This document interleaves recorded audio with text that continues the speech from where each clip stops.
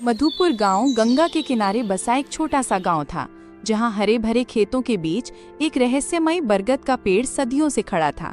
उसकी विशाल जड़ें किसी प्राचीन सर्प की तरह जमीन में गहराई तक फैली हुई थीं और उसकी मोटी घुमावदार शाखाएं आसमान को छू रही थीं, जैसे वे ब्रह्मांड के अनगिनत रहस्यों को अपने भीतर समेटे हुए हों।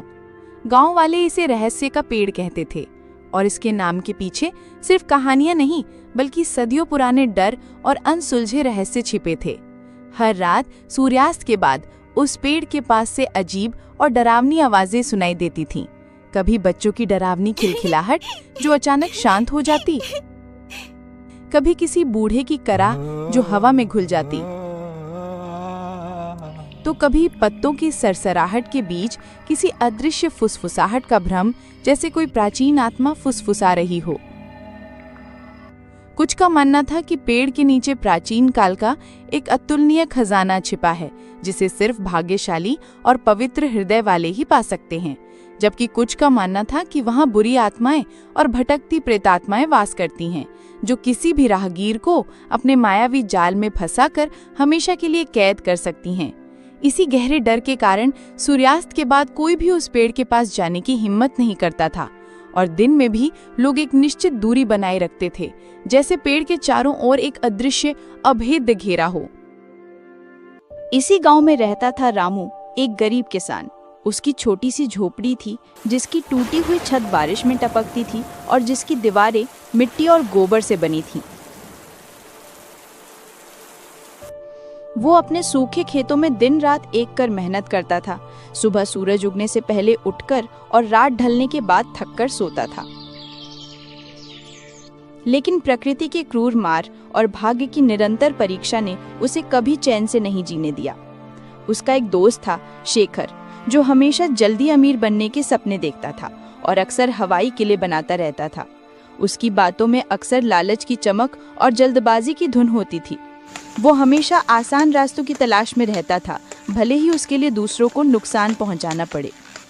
गांव में सूरज, एक लालची और क्रूर व्यापारी जिसका सूदखोरी का धंधा पूरे गांव में फैला था, भी रहता था।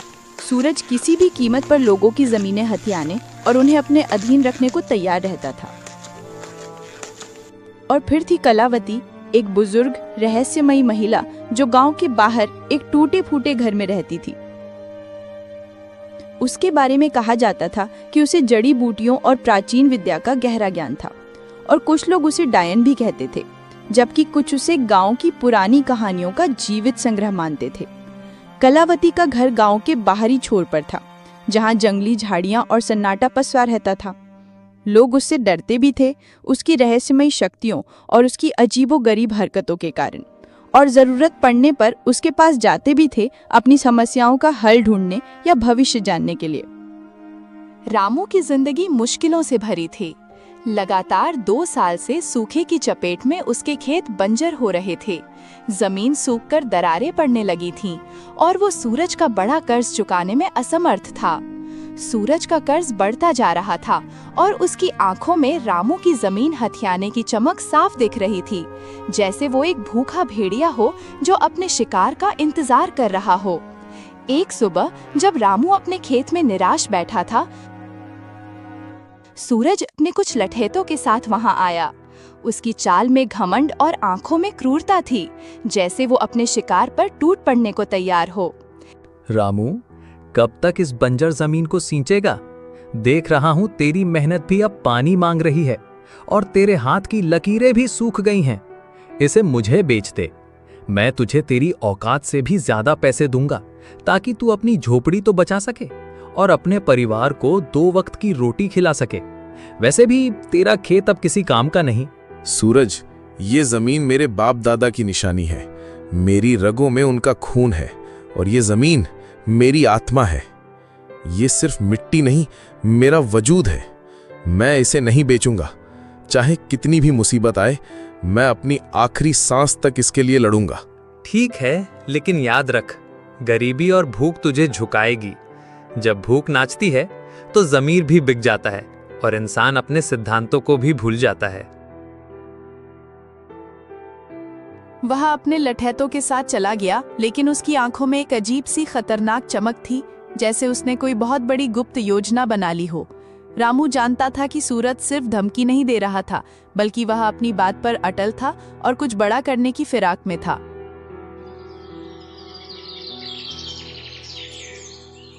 उसी शाम रामू अपने दोस्त शेखर से मिलने गया। शेखर हमेशा जल्दी अमीर बनने की नई नई योजनाएं बनाता रहता था, चाहे वो गांव में चोरी छिपे जुए का अड्डा हो या जंगल से दुर्लभ जड़ी बूटियां निकालने की बात। उसकी हर बात में एक छिपी हुई स्वार्थ की गंध होती थी और वो हमेशा दूसरों का फायदा उठाने के मौके तलाशता रहता था। रामू, सुना है ना, रहस्य के पेड़ के नीचे एक पुराना खजाना छिपा है। गांव वाले सदियों से यही कहते आए हैं और मुझे लगता है कि इस बार ये सच है। मुझे एक पुराना नक्शा मिला है जिस पर कुछ अजीब प्रतीक बने हैं। अगर हम उसे ढूंढ लें तो सारी गरीबी खत्म, हम राजाओं की तरह रहेंगे। तू अपने खेत को सोने से पाट सकेगा और मैं एक बड़ा महल बनाऊंगा जिसे देखकर दुनिया हैरान रह जाएगी। शेखर, ये सब गांव वालों की बनाई कहानियां हैं, सिर्फ डरने के लिए। कौन सा खजाना? और उस पेड़ के पास तो भूत प्रेत का डर है। तूने खुद कितनी कहानियां सुनी हैं? उस पेड़ के बारे में हर कहानी खून और शाप की बात करती है। डरने की क्या बात, अंधविश्वास है सब। डरपोक लोग ही कहानियां गढ़ती हैं। हम दोनों मिलकर जांच करेंगे, पूरी रात वहीं रुकेंगे। अगर खजाना मिला तो आधा आधा बांट लेंगे, दोस्ती में कोई कमी नहीं। शेखर की बातों में रामू को हमेशा से थोड़ी चालाकी दिखती थी, लेकिन इस बार उसकी उत्सुकता कुछ ज्यादा ही थी। उसकी आवाज में एक अजीब सी जल्दबाजी थी, जैसे वो कोई मौका हाथ से जाने नहीं देना चाहता था। रामू ने शेखर की बात को मजाक में डाल दिया, लेकिन उसके मन में एक सवाल कौंध गया।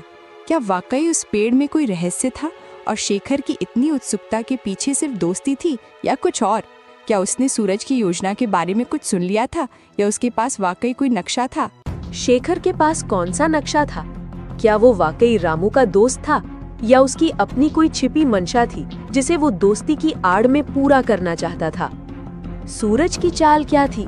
क्या वो सिर्फ जमीन चाहता था या खजाने के बारे में भी उसे कुछ पता था? क्या शेखर ने सूरज की बात सुन ली थी और वो पहले खजाना पाना चाहता था? अगले दिन गांव में एक अजीब सी अफवाह फैली। कहा गया कि कलावती, वो बुजुर्ग रहस्यमयी महिला जिसने कई दशकों से गांव से दूरी बना रखी थी, ने रहस्य के पेड़ के बारे में कुछ देखा था। एक सपना, एक दर्शन या शायद कोई प्राचीन भविष्यवाणी जो सदियों से छिपी थी। रामू और शेखर दोनों ही उत्सुकता से भरे उसके घर गए। कलावती का घर गांव के एक कोने में था, जहां सन्नाटा पसरा रहता था और चारों ओर सूखी जड़ी बूटियों की तेज अजीब सी गंध फैली हुई थी। उसके घर की दीवारों पर अजीबोगरीब नक्शे खुदे थे, जिनमें पुराने प्रतीकों और तारों की चाल का जिक्र था, और कोने में ताड़ के पत्ते पर लिखी जीर्ण शीर्ण पोथियां और प्राचीन किताबें बिखरी पड़ी थीं। हर चीज रहस्यमयी और पुरानी लग रही थी, जैसे वो किसी और समय से जुड़ी हो। रामू, शेखर, मैंने सपने में देखा है। उस बरगद के नीचे एक प्राचीन खजाना है जो केवल सच्चे दिल वाला पा सकता है। लेकिन सावधान, उस पेड़ की रक्षा एक बहुत पुरानी शक्तिशाली अदृश्य शक्ति करती है। वो शक्ति हर उस व्यक्ति पर कहर ढाती है जिसकी नीयत में खोट हो, जो लालच से भरा हो। उसके लिए पेड़ एक भयानक जाल बन जाता है जहां से कोई वापस नहीं लौटता। कलावती माँ, हमें वो खजाना चाहिए। बताओ क्या करना होगा? हम कुछ भी करेंगे। मैं अपनी जान भी दांव पर लगाने को तैयार हूँ। मुझे वो नक्शा मिला है, क्या वो सच है? कलावती ने एक पुरानी जीर्ण शीर्ण किताब निकाली, जिसके पन्ने पीले पड़ चुके थे और उन पर अजीब सी भाषा में कुछ लिखा था जिसे कोई नहीं पढ़ सकता था। इस किताब में लिखा है कि खजाने को पाने के लिए 3 चीजें चाहिए: साहस, विश्वास और बलिदान। लेकिन रास्ता धोखे और मायाजाल से भरा है। हर कदम पर परीक्षा होगी, हर मोड़ पर जाल बिछे होंगे जो तुम्हारी आत्मा को परखेंगे। उसने एक पन्ना दिखाया जिस पर एक जटिल प्रतीक बना हुआ था, जो शेखर के नक्शे पर बने प्रतीक जैसा ही था। ये प्रतीक हमें सही रास्ता दिखाएगा, लेकिन इसे समझना आसान नहीं। ये सिर्फ उन्हीं के लिए है जो इसे समझने के योग्य हैं। जो इस प्रतीक को समझेगा वही पहला कदम उठा पाएगा। उसने फिर वो पन्ना छिपा लिया। रामू को कलावती की बातों पर पूरी तरह यकीन नहीं हुआ। उसे लगा कि कलावती कोई खेल खेल रही है या उसे भ्रमित कर रही है। उसने पूछा, कलावती माँ, तुम्हें ये सब कैसे पता? क्या तुम हमें बेवकूफ बना रही हो या तुम हमें अपने किसी जाल में फंसाना चाहती हो? ये सिर्फ कहानियां हैं या कुछ और? रामू, सच्चाई को जानने के लिए साहस चाहिए और मुझ पर विश्वास करने के लिए भी। अगर तुम तैयार हो और तुम्हारी नीयत साफ है तो आज रात हम पेड़ के पास जाएंगे। वहां तुम्हें पहला संकेत मिलेगा, एक ऐसा संकेत जो तुम्हें बताएगा कि तुम सही रास्ते पर हो या नहीं, और तुम्हारे सामने पहली पहेली आएगी। कलावती ने फिर से उस पन्ने पर हाथ रखा जिस पर प्रतीक बना था, और एक पल के लिए उसकी आंखों में एक अजीब सी चमक आई, जैसे वो कोई गहरा रहस्य छिपा रही हो या वो खुद उस रहस्य का हिस्सा हो। रामू को लगा कि उसने कुछ और भी छिपाया है, कुछ ऐसा जो इस कहानी को पूरी तरह बदल सकता है। क्या कलावती शेखर के नक्शे के बारे में जानती थी? कलावती की बातों में कितनी सच्चाई थी? क्या वो वाकई खजाना ढूंढने में मदद करना चाहती थी या उसका कोई और मकसद था? क्या वो कोई रहस्य छिपा रही थी, और अगर हाँ तो क्यों? क्या वो इस खजाने के बारे में पहले से जानती थी या वो इस पेड़ से जुड़ी किसी प्राचीन परंपरा का हिस्सा थी? शेखर का नक्शा कितना सही था? रामू, शेखर और कलावती ने रात को पेड़ के पास जाने की योजना बनाई। सूरज को इसकी भनक लग गई क्योंकि उसके जासूस पूरे गांव में फैले हुए थे जो उसे हर छोटी बड़ी खबर देते थे। वह चुपके से उनके पीछे चल दिया। उसकी नीयत खजाने पर थी और वह किसी भी कीमत पर उसे हासिल करना चाहता था, भले ही उसे किसी की जान लेनी पड़े। रात के अंधेरे में बरगद का पेड़ पहले से कहीं ज्यादा डरावना लग रहा था। उसकी विशाल जड़ें सांपों की तरह जमीन पर फैली हुई थीं, जो अंधेरे में और भी भयानक दिख रही थीं, और उसकी मोटी शाखाएं आसमान को छू रही थीं, जैसे वे डरावने हाथ हों जो उन्हें अपनी ओर खींच रहे हों या उन्हें फाड़ने को तैयार हों। हवा में साई साई की एक अजीब सी आवाज़ थी, जैसे पेड़ खुद कोई रहस्य फुसफुसा रहा हो या किसी अदृश्य आत्मा की कराह हो, और पेड़ की शाखाएं मानो जीवित होकर हिल रही थीं, जैसे वे उन्हें अंदर आने से रोकना चाहती हों या उन्हें चेतावनी दे रही हों। रामू का दिल जोर जोर से धड़क रहा था। उसे अपनी माँ की सुनाई डरावनी कहानियां याद आ रही थीं, जिनमें पेड़ आत्माओं का घर था और उसकी जड़ें नरक का रास्ता। शेखर, ये जगह ठीक नहीं लग रही। मुझे कुछ अजीब सा महसूस हो रहा है। हमें वापस चलना चाहिए। ये सब मजाक नहीं है। यहाँ कुछ अदृश्य शक्ति है जो हमें अंदर नहीं जाने देगी। अरे अब पीछे नहीं हटना, खजाना हमारे सामने है। सोचा था कि तू बहादुर है रामू, क्या तू इन कहानियों से डर गया? ये सिर्फ हवा की आवाजें हैं। चुप रहो दोनों, हमें किताब के निर्देशों का पालन करना होगा। डरोगे तो खजाना कभी नहीं मिलेगा। ध्यान से देखो, पेड़ तुम्हें बुला रहा है। ये तुम्हें रास्ता दिखाएगा, लेकिन तुम्हें अपनी आत्मा को शुद्ध रखना होगा।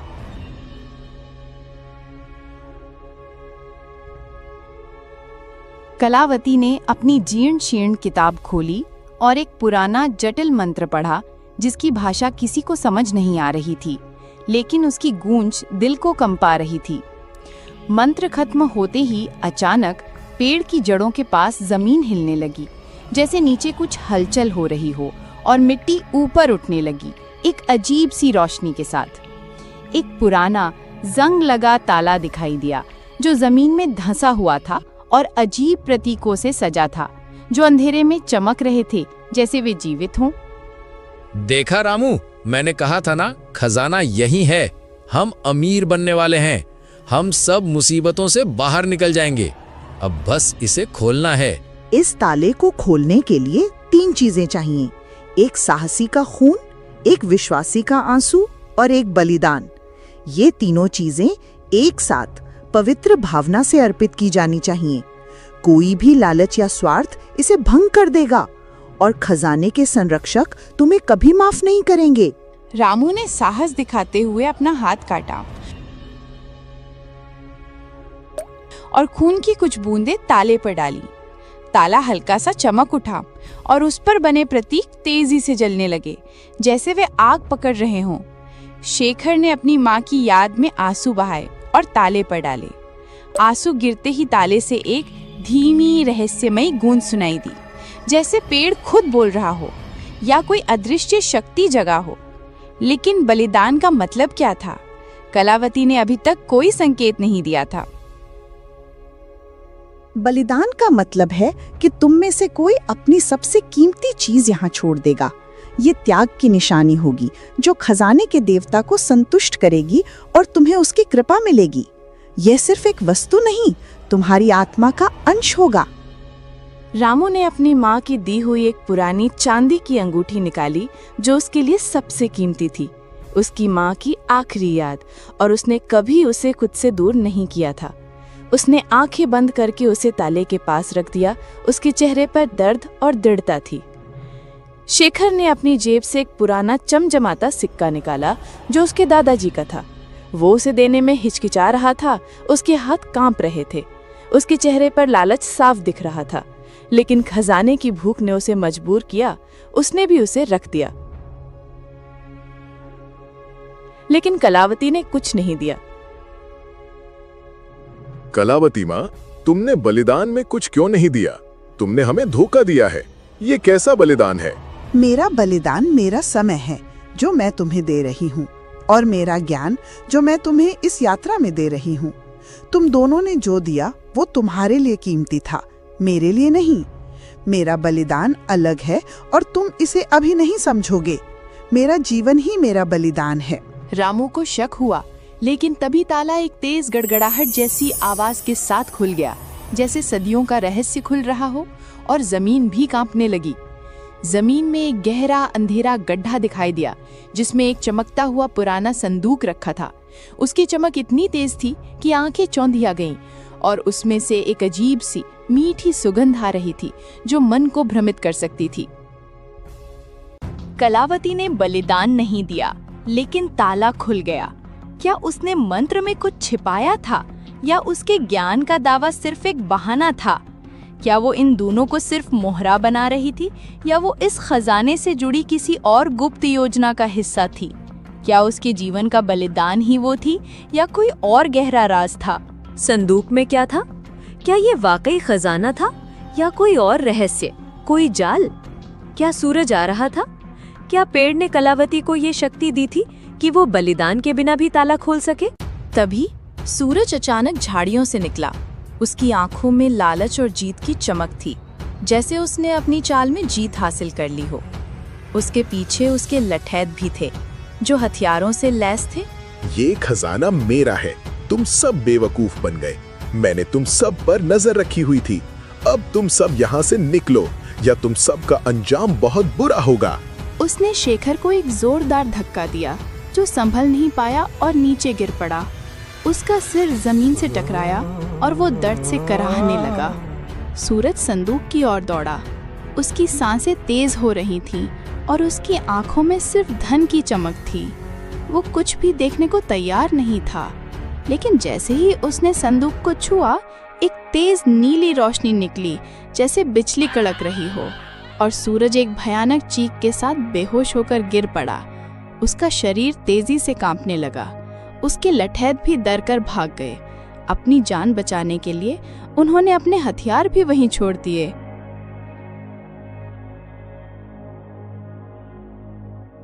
ये क्या हुआ? ये संदूक तो शापित है।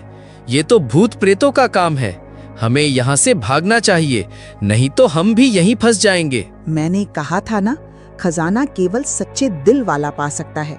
सूरज का लालच उसे ले डूबा। ये सिर्फ एक चेतावनी थी जो सच्चे खजाने की ओर इशारा कर रही थी। ये संदूक केवल अयोग्य लोगों को दूर रखता है और उन्हें सबक सिखाता है। रामू ने संदूक को छूने की कोशिश की, लेकिन कलावती ने उसे रोका। रुको रामू, ये संदूक असली खजाना नहीं है। ये सिर्फ एक रक्षक है जो अयोग्य लोगों को दूर रखता है। असली खजाना पेड़ की जड़ों में और भी गहराई में छिपा है। हमें एक और परीक्षा देनी होगी, एक ऐसी परीक्षा जो तुम्हारी आत्मा की गहराई को परख लेगी और तुम्हें अपने सबसे गहरे डर का सामना करना होगा। सूरज ने चुपके से पीछा किया और खजाने पर कब्जा करने की कोशिश की, लेकिन वह खुद धोखे का शिकार हो गया। यह संदूक सिर्फ एक जाल था, एक परीक्षण जो लालचियों को दूर रखता था और उन्हें एक गहरा सबक सिखाता था। असली खजाना क्या था? कलावती को ये सब कैसे पता था? क्या वो पेड़ की रक्षा करने वाली शक्ति का हिस्सा थी या वो खुद कोई गुप्त ज्ञान रखती थी? अगला परीक्षण क्या था और क्या रामू उसे पास कर पाएगा? क्या उस संदूक में कोई और रहस्य छिपा था? कलावती ने अपनी जीर्ण शीर्ण किताब से एक और मंत्र पढ़ा जो पहले वाले से भी ज्यादा जटिल और पुराना था, और उसकी आवाज में एक अजीब सी गूंज थी। मंत्र खत्म होते ही पेड़ की जड़ों से एक छोटा सा चमकीला पौधा निकला जिसके फूल सुनहरे थे और उनसे एक दिव्य मनमोहक सुगंध आ रही थी जो मन को शांत कर रही थी। ये फूल सामान्य फूलों से बिल्कुल अलग थे। वे हवा में तैर रहे थे जैसे वे इस दुनिया के न हों, और उनकी चमक अंधेरे में रास्ता दिखा रही थी जैसे वे स्वयं प्रकाश हों। ये फूल अमर हैं। इन्हें बेचकर तुम अपनी गरीबी खत्म कर सकते हो, लेकिन केवल वही इन्हें ले सकता है जिसका दिल साफ हो और जिसमें कोई लालच ना हो। जो इन्हें लालच से छुएगा वो इन्हें खो देगा और उसे कभी सुख नहीं मिलेगा, बल्कि उसे भयानक परिणाम भुगतने पड़ेंगे। रामू ने एक फूल उठाया और उसे शांति और खुशी महसूस हुई। फूल उसके हाथ में चमकने लगा और उसकी चमक रामू के चेहरे पर एक अजीब सी रोशनी ला रही थी, जैसे वह स्वयं प्रकाशित हो गया हो। शेखर ने भी एक फूल लिया, लेकिन उसका फूल उसके हाथ में आते ही मुरझा गया और फिर धूल में बदल गया। शेखर के चेहरे पर निराशा और क्रोध साफ दिख रहा था और उसकी आंखों में भयानक दर्द था। ये क्या हुआ? मेरा फूल क्यों मुरझा गया? कलावती माँ, तूने मुझसे झूठ कहा है। तू हमें बेवकूफ बना रही है। लालच और धोखा तुम्हें कभी सुख नहीं देगा शेखर। ये फूल केवल उन्हीं के लिए हैं जो निस्वार्थ हैं और जिनकी आत्मा शुद्ध है। तुम्हारी आत्मा में लालच भरा है, इसलिए ये फूल तुम्हें स्वीकार नहीं करते, बल्कि तुम्हें अस्वीकार करते हैं। कलावती माँ, तुम्हें ये सब कैसे पता? और तुमने बलिदान क्यों नहीं दिया? तुम कौन हो? क्या तुम इस पेड़ की रखवाली करती हो? रामू, मैंने तुम्हें रास्ता दिखाया। मेरा बलिदान मेरी सच्चाई थी। मेरा विश्वास था कि तुम इसे ढूंढ सकते हो, और तुम में वो सच्चाई थी। मैं इस पेड़ की संरक्षक नहीं हूँ, लेकिन मैं उन प्राचीन ज्ञान की रखवाली करती हूँ जो इस खजाने तक पहुँचाते हैं। मेरे पूर्वज इस पेड़ और इसके रहस्य के बारे में जानते थे, और उन्होंने ये ज्ञान पीढ़ी दर पीढ़ी सौंपा है। मैं इस ज्ञान की अंतिम कड़ी हूँ। उसकी आंखों में एक चमक थी, जैसे वो कुछ और भी छिपा रही हो, कोई गहरा रहस्य जो रामू अभी नहीं समझ सकता था, लेकिन जिसे जानने का समय आ गया था। कलावती ने असली खजाने का रहस्य पहले ही जान लिया था, लेकिन उसने रामू और शेखर को सिर्फ आधा सच बताया। क्या वो अपनी पहचान छिपा रही थी? क्या वो इस ज्ञान का उपयोग किसी और उद्देश्य के लिए कर रही थी, या वो इस खजाने से जुड़ी किसी और बड़ी शक्ति का हिस्सा थी? क्या वो कोई प्राचीन रहस्यमयी समाज से संबंध रखती थी जिसकी जिम्मेदारी इस खजाने की रक्षा करना थी? शेखर को गुस्सा आ गया। उसने सोचा कि कलावती उसे बेवकूफ बना रही है और वह अकेला ही सारे फूल हड़पना चाहती है। उसने रामू से कहा, रामू, ये कलावती माँ हमें बेवकूफ बना रही है। सारा खजाना वो खुद लेना चाहती है। ये सब उसका नाटक है। हमें यहाँ से भागना चाहिए। शेखर ने कलावती पर हमला करने की कोशिश की। उसकी आंखों में गुस्सा और लालच साफ दिख रहा था। वो तलवार की तरह कलावती की ओर लपका, लेकिन तभी पेड़ की शाखाएं तेजी से हिलने लगी और एक अजीब सी डरावनी आवाज गूंजी, जैसे पेड़ खुद बोल रहा हो या किसी अदृश्य शक्ति ने आवाज दी हो जो शेखर को चेतावनी दे रही थी। शेखर डर के मारे पीछे हट गया। उसका शरीर कांप रहा था और उसके हाथों से तलवार छूट गई, जैसे वो जल रही हो। शेखर, तू मेरा दोस्त है, फिर भी तुझ में इतना लालच है। कलावती माँ सही कह रही है, खजाना सच्चाई का है, लालच का नहीं। तूने मेरी दोस्ती का भी अपमान किया है और अब इस पवित्र स्थान को भी अपवित्र कर रहा है। शेखर ने अपनी गलती मानी, लेकिन उसकी आंखों में लालच अभी भी था, एक ऐसी भूख जो मिटने का नाम नहीं ले रही थी, जैसे वो उसके खून में समा गई हो। उसने चुपके से एक और सुनहरा फूल तोड़ने की कोशिश की, इस बार और तेजी से। उसने सोचा कि कोई उसे देख नहीं रहा। उसने फूल तोड़ लिया और भागने की कोशिश की, लेकिन जैसे ही वो गांव की ओर भागा, फूल उसके हाथ में जलने लगा और फिर राख में बदल गया। एक अजीब सी ऊर्जा ने उसे पीछे धकेला और वो जमीन पर गिर पड़ा। उसके शरीर में भयानक दर्द होने लगा और उसे लगा कि उसकी आत्मा जल रही है। शेखर ने रामू और कलावती को धोखा देने की कोशिश की, लेकिन उसका लालच उसे ले डूबा। पेड़ ने खुद उसे सजा दी, ये दिखाते हुए कि प्रकृति कभी लालच का साथ नहीं देती और उसके नियम बहुत कठोर होते हैं। क्या शेखर फिर से कोई साजिश रचेगा? क्या पेड़ की शक्ति उसे सबक सिखाएगी या उसे हमेशा के लिए बांध लेगी?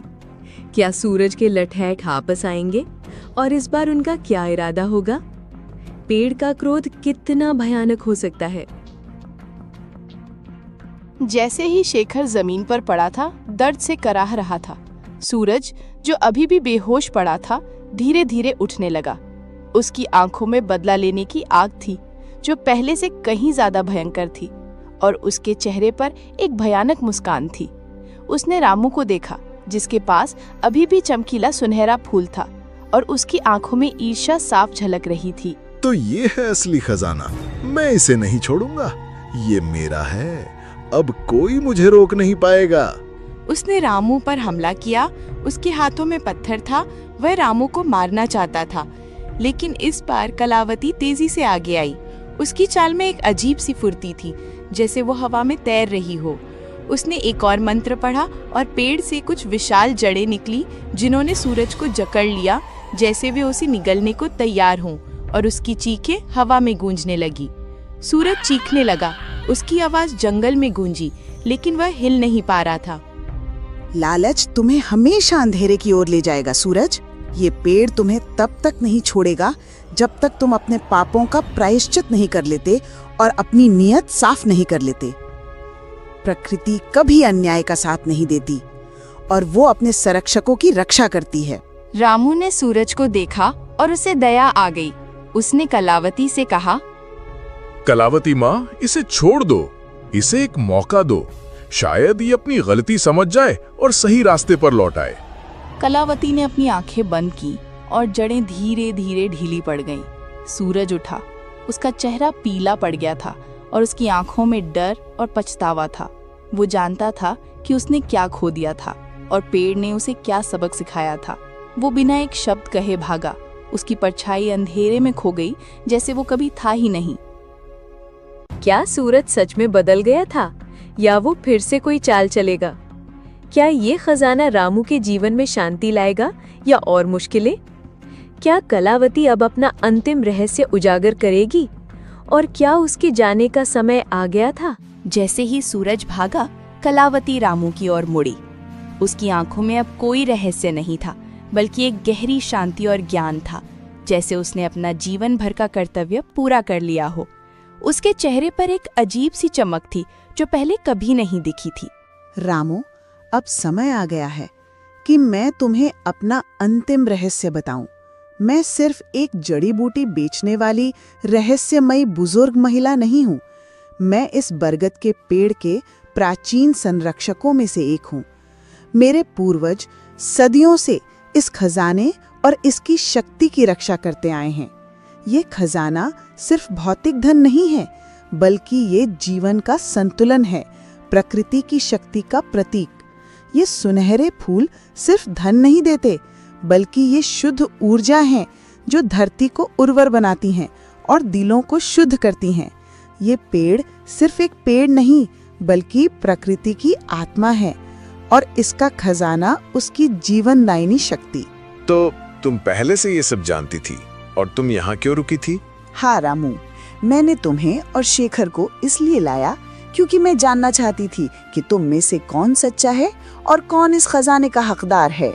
शेखर के लालच ने उसे भटका दिया और उसे अपनी गलतियों से सीखना होगा।